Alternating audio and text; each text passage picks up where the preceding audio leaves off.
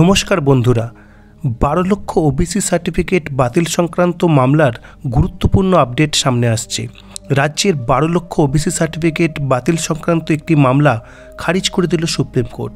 গত 31শে জানুয়ারি ওই মামলায় বিচারপতি বি.আর. গাভাই এবং বিচারপতি অগাস্টিন জর্জ মাসিহের বেঞ্চ নির্দেশ দিয়ে জানিয়েছে, ওবিসি সার্টিফিকেট বাতিল নিয়ে হাইকোর্ট যে রায় দিয়েছে তাতে হস্তক্ষেপ করা হবে না। পাশাপাশি সর্বোচ্চ আদালত ওই মামলাটি খারিজ করে দিয়েছে। 31শে জানুয়ারি সুপ্রিম কোর্টের দুই বিচারপতি বি.আর. গাভাই এবং বিচারপতি অগাস্টিন জর্জ মসিয়ে জানিয়ে দেন, 12 লক্ষ অনগ্রসর শ্রেণীর শংসাপত্র বাতিল নিয়ে হাইকোর্ট যে রায় দিয়েছে তাতে সুপ্রিম কোর্ট হস্তক্ষেপ করবে না। প্রসঙ্গত 2024 সালের 22শে মে হাইকোর্টের বিচারপতি রাজাশেখর মান্থা এবং বিচারপতি তপব্রত চক্রবর্তীর ডিভিশন বেঞ্চ রাজ্যের প্রায় 12 লক্ষ ওবিসি সার্টিফিকেট বাতিল করে দেয়। সেই রায়কে চ্যালেঞ্জ করে সুপ্রিম কোর্টের দ্বারস্থ হয় রাজ্য সরকার এবং পশ্চিমবঙ্গ অনগ্রসর শ্রেণী কমিশন।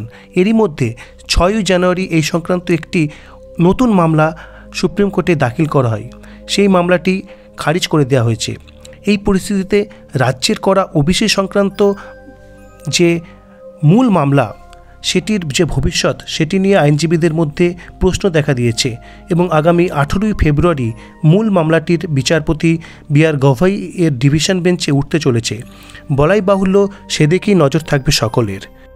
এই সংক্রান্ত এবং শিক্ষা সংক্রান্ত এবং স্কুল সংক্রান্ত যে কোনো আপডেটের জন্য আপনাদের অনুরোধ করছি এই চ্যানেলটি আপনি সাবস্ক্রাইব করুন এবং শেয়ার করুন। ধন্যবাদ।